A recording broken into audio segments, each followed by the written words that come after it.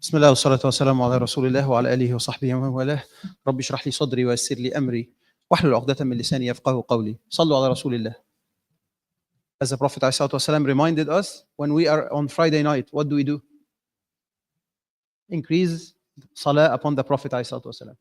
We make salah upon the Prophet ﷺ in abundance, and this is in Friday night and during the day of the Friday. So as we mentioned, inshallah, we are going through this journey to go through that book of Imam Ibn al-Qayyim, which is Madarij al-Salikin Bayna Iyaka Na'bud wa Iyaka Nasta'in. So the levels of the seekers between Iyaka Na'bud wa Iyaka Nasta'in. Between, in Al-Fatiha, we worship you, O Allah, and we seek dependence on you, O Allah. So, inshallah, from now, as we mentioned last time, we mentioned that in the previous lecture, we mentioned a brief bio on Imam Ibn al-Qayyim, how significant he is as an imam, as a scholar in Islam, who was his teacher? Who was his teacher? Imam Ibn Taymiyyah was his teacher. And who was his student? One of his students, Imam Ibn Kathir. So we are talking about a very, very heavyweight imam, right? A heavyweight scholar. Shaykh al-Islam. He's also Shaykh al-Islam. Both of him and Imam Ibn Taymiyyah. So we will go through this book. As we mentioned, it did highlight 100 levels of the seekers between Iyaka Na'budu wa Iyaka Nasta'in. 100 manzila. Starting with al-yaqaza, and like a tawbah, and like there are lots of levels. But before going into these levels and covering them one at a time, we need to cover Al-Fatiha itself. وَلَقَدْ آتَيْنَاكَ سَبْعًا مِنَ الْمَثَانِي وَالْقُرْآنَ الْعَظِيمِ. Why is it so special? And our goal, inshallah, probably from now, maybe like till like end of February, pretty much, till end of Ramadan. Till the beginning of Ramadan, we will need to dig deep into Surah Al-Fatiha. And here, subhanallah, there are several chapters that are talking about Surah Al-Fatiha from multiple aspects. Today, our chapter is Fatihat al-Matalib al-Aliyah, the opening for the strategic pursuits, the strategic goals. What are the strategic goals of Quran? The Al-Fatiha is the opening. So if it's the opening of Quran, it is actually highlighting what are the strategic goals of Quran. What is the Quran trying to achieve?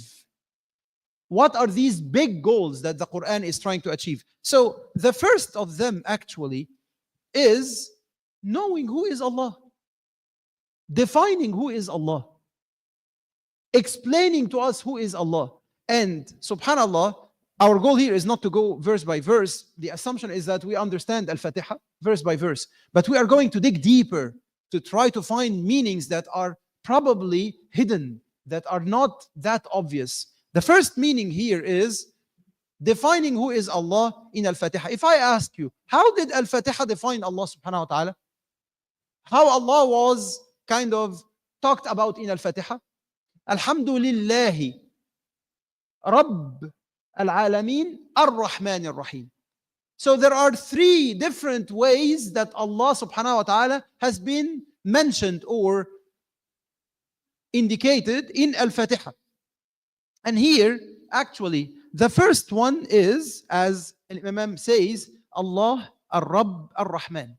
Isn't the surah is depending on Allah. When we talk about Allah, which means Al-Ilah, the God.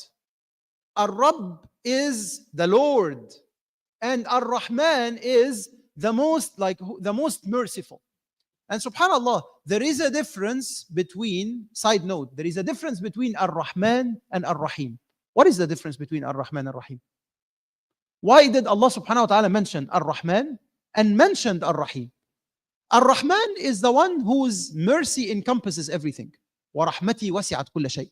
So, is the mercy of Allah subhanahu wa ta'ala touching the disbelievers? is like, are the disbelievers dwelling in the mercy of Allah subhanahu wa ta'ala? Yes or no? Yes or no? Disbelievers, are they living under the shade of Allah subhanahu wa ta'ala, under like the sun of Allah subhanahu wa ta'ala? Yes. Do they enjoy everything that we are enjoying? Yes. They enjoy food. Yes. They enjoy shelter. Yes. They enjoy safety. Yes. So they are enjoying all of these joys, all of these gains, all of these materialistic benefits that they are enjoying. That's part of the mercy of Allah subhanahu wa ta'ala. That's why the Prophet ﷺ is saying, if life is worth in the eyes of Allah subhanahu wa ta'ala the wing of a mosquito, Allah subhanahu wa ta'ala wouldn't have granted a disbeliever out of it a sip of water. A sip of water. That's if life means nothing. If this whole earth means a lot in the eyes of Allah subhanahu wa ta'ala, but it's worthless. That's why it was called ad-dunya, the low level. The low level is ad-dunya. That's why Allah subhanahu wa ta'ala has allowed the disbelievers to enjoy in ad-dunya, and that's part of His mercy. When the disbeliever, he's actually sick, would he stay sick forever, or Allah cures him? That's part of Allah's mercy. Part of Allah's mercy with the disbelievers. So, Ar-Rahim, on the other hand, this is only for the believers. The Rahmah that includes guidance to the straight path. May Allah make us among those who are guided. So that's why here, when we are talking about defining Allah subhanahu wa ta'ala, we look at Allah as the Lord. He's like first like the one who is to be worshipped, the God, and that's Al-Ilah. The Lord, who is the one who owns, who possesses everything. Rabbus samawati wal ard, the one who has created everything. وَلَئِنْ سَأَلْتَهُمْ مَنْ خَلَقَ السَّمَاوَاتِ وَالْأَرْضِ لَيَقُولُنَّ اللَّهُ. The disbelievers were not objecting the fact that Allah is the creator. They did object the fact that Allah is the one to be worshipped. They didn't object that Allah is the creator of the heavens and the earth. They didn't actually go against this. No, they believe that Allah subhanahu wa ta'ala is the Lord of the heavens and the earth. But the question here is Allah the Lord to be worshipped? Yes or no? So, Allah subhanahu wa ta'ala in Al-Fatiha explained to us, as Imam Ibn al-Qayyim tells us, that who is your Lord? That's number one. Number two, Allah explained to us what is the day of judgment. تعريف المعاد, إثبات المعاد. And because Allah subhanahu wa ta'ala told us, Malik Yawm al-Din, the owner, the possessor of what? The day of judgment. Yawm al-Din, and that's the day in which Yawm al-Din, the day in which everyone is going to be actually questioned based on what they have done. That's why Allah subhanahu wa ta'ala here, the second pursuit or the second matlab min al-matalib al-aliyah is indicating and with full certainty stressing on the fact that there is a day of judgment. So there is a Lord and you need to know Him. There is a day of judgment. The third one is that there were messages sent by messengers. And this is actually a tricky one. That's why there are 8 angles probably that we will cover indicating how exactly Al-Fatiha did indicate that there are messages, there were messages sent by Allah subhanahu wa ta'ala. Messages, I mean that there were, like Allah sent messengers with messages, with true messengers, with actual concrete messages to His servants. 8 angles that are defining and clarifying how Al-Fatiha, these 7 enormous verses, 7 miraculous verses, indicate that Allah subhanahu wa ta'ala sent messages. The first one of them is the fact that Allah is Rabbul Alameen, that Allah is the Lord of the universe. فلا يليق به أن يترك عباده سدى هملا لا يعرفهم ما ينفعهم في معاشهم ومعادهم وما يضرهم فيهما. So Allah subhanahu wa ta'ala, if He is the Lord of the universe, it's not befitting Him to leave His servants without guidance. If He is the Lord of the universe, then He is the one who guides. And because they are His servants and he is their Lord, then for sure He is sending them the guidance, and the guidance through messengers. So that's actually number one. Number two, the fact that He is Allah. His name is Allah. Allah means what? Allah means Al-Ilah. Allah means the Lord to be worshipped. How would they worship Him without getting messages to clarify to them how would they worship Him? You guys are following me? He is Allah. The first one was He is the Lord of the universe. So He needs to send messages in order for all of His creatures to know Him, especially those that didn't know Him before. Right? But the second one here is that the fact that He is Allah, the Lord to be worshipped, then لا سبيل للعباد إلى معرفة عبادته إلا عن طريق رسله. So there is no way for His servants to know how to worship Him except through messengers. Messengers to send messages. Right? The third one, the fact that He is Ar-Rahman. The fact that He is the merciful. His mercy actually forbids Him from neglecting His servants. تمنع من إهمال عباده وعدم تعريفهم ما ينالون به غاية كمالهم. So, because they are His servants and because He is Ar-Rahman, so Allah subhanahu wa ta'ala actually needs to send to His messengers, to his servants, the messages, and like the fact that He is merciful, then His mercy would mean that He would not leave them to go astray. He would need to send them messages. So the fourth one is the fact that Allah subhanahu wa ta'ala mentioned the day of judgment.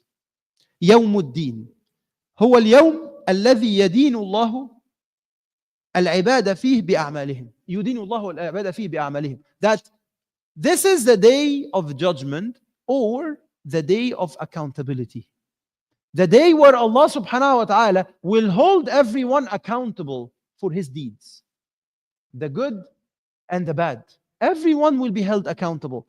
So the fact that Allah subhanahu wa ta'ala mentioned the day of judgment in itself indicates that Allah subhanahu wa ta'ala sent messages through messengers. The fifth one is, and I hope that you guys are following, the fifth one is إِيَّاكَ نَعْبُدُ. We worship You alone, O Allah. How would we worship Allah without knowing how to worship Allah subhanahu wa ta'ala? And how would we know how to worship Allah subhanahu wa ta'ala except through messages, except through the guidance that is sent to us through the messengers. So طريق التعبد وما يعبد به لا سبيل إلى معرفته إلا برسله وبيانهم. So the path to worship Allah subhanahu wa ta'ala can't be there without knowing that there are messages that were sent through messengers. And subhanAllah, look at how Imam Ibn al-Qayyim is really focusing on the fact that there are messages. Why is Imam Ibn al-Qayyim really focusing on the fact that the message has been sent by Allah subhanahu wa ta'ala? Why do you think like this is the case? And there are even 3 additional points to mention. Why? Why is it that important? Why is it from al-matalib al-aliyah? Why is it like from the strategic pursuits? One, to hold people accountable. Because at the end of the day, you can be accountable without a message that clarifies to you the right from the wrong, the good from the evil. In order for you to be having a crystal clear path forward, and it would be up to you as a human being whether to follow this path or not. And subhanAllah, this is extremely important, and think of it as the pursuits or the strategic objectives for Quran, the strategic objectives for guidance in general. Then number 6, اهدنا الصراط المستقيم. Now here, the dua for guidance, seeking guidance from Allah subhanahu wa ta'ala. And seeking guidance here does have two components. The moment that you are seeking guidance, so there is a component of the clarification, al-bayan wa dalala. So guidance itself needs to be clarified to you, and then you need to be granted tawfiq and inspiration to follow this clarification. So the fact that Allah subhanahu wa ta'ala is to clarify it to you, it happens through messages and messengers. And the fact that Allah inspires you to follow these messages, that's from Him.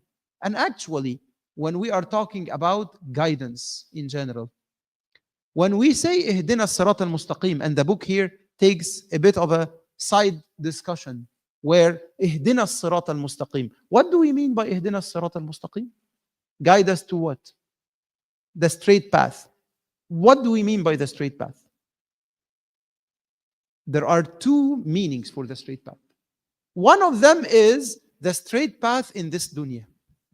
And the straight path in the dunya is going through the dunya, following whatever Allah subhanahu wa ta'ala has ordered, and leaving whatever Allah subhanahu wa ta'ala has, staying away from Allah subhanahu from whatever Allah subhanahu wa ta'ala has forbidden us from. Right? So this is the straight path in dunya, and it's mandatory for you to reach the other straight path, which is as-sirat. As-sirat in the day of judgment. What is as-sirat? As-sirat is that thin bridge, the bridge which is on top of Jahannam. وَإِن مِّنكُمْ إِلَّا وَارِدُهَا.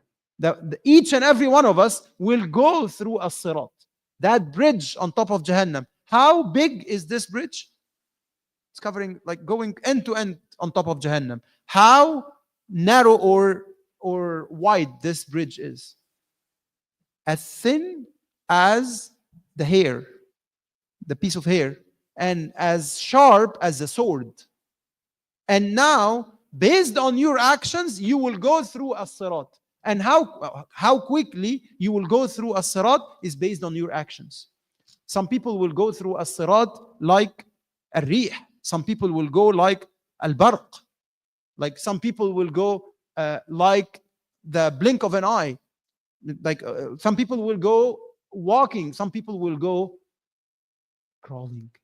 May Allah protect us all. And some people, there will be actual makalib, those that are pulls to pull them from Jahannam. So imagine some people will be pulled to Jahannam and staying over there forever. Some people wouldn't even make it to as-sirat. Like right away, they will be thrown in Jahannam. Some people will start going on top of as-sirat, and then they will be pulled into Jahannam. And maybe they will return back and pulled again and return back. May Allah protect us all. So here, he is actually stressing on the fact that in order for you to be guided in the day of judgment, on top of as-sirat, you need to get the guidance in this life. And this was kind of ihdina as-sirat al-mustaqim. Seventh and eighth, in order for us to not to be that long for you. So the seventh reason why there is a message is the fact that you are asking Allah as-sirat al-mustaqim. So the path will not be straight without five things. Without the fact that it will be like that path. It needs to be like part of a message. Why? Because it's al-mustaqim. So it's straight. That's number one. Second, it gets you to your destination. So whether in this life it gets you to your destination, which is cruising through life successfully, and in the day of judgment, it gets you through Jannah.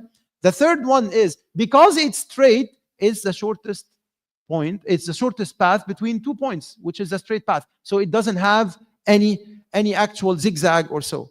So the fact that there is a straight path means that there is a message that will show people the straight path. And finally, the fact that Allah subhanahu wa ta'ala mentioned صِرَاطَ الَّذِينَ أَنْعَمْتَ عَلَيْهِمْ. So, and this is actually a big discussion. The fact that how Allah subhanahu wa ta'ala did distinguish between those that whom he bestowed mercy upon from those that al-maghdubi alayhim wal-dallin. Inshallah, we'll cover this one next time. However, the point here is, like our goal in these sessions is to actually better understand that Al-Fatiha is not just 7 verses that we are reciting. It's way deeper than this. Al-Fatiha by itself, Ummul Kitab, and the most important chapter in Quran, and the chapter that in itself has been indicated as a gift to the Prophet ﷺ. So when we are reading Al-Fatiha, I hope that some of these meanings click with us, and we remember when we are reading Al-Fatiha, when Al-Imam, when Sheikh Muhammad is actually reciting Alhamdulillahi Rabbil Alameen, that comes to us, that this is thanks to Allah subhanahu wa ta'ala. Then He is the Lord to be worshipped. Ar-Rahman Ar-Rahim, Malik Yawmiddin. All of these, inshallah, we will be going through, and we ask Allah subhanahu wa ta'ala to grant us the tawfiq, not only to go through them, but to apply them. أقول قولي هذا وأستغفر الله لي ولكم. تفضل. Yeah, Ar-Rahman is whose mercy is encompassing everything, encompassing all the creatures, encompassing all the human beings, the believers and the disbelievers. Ar-Rahim is the one whose mercy is that is guiding the believers to the straight path. وإياكم. أقول قولي هذا وأستغفر الله لي ولكم فاستغفروه إنه هو الغفور الرحيم وصلوا على رسول الله. جزاكم الله خير.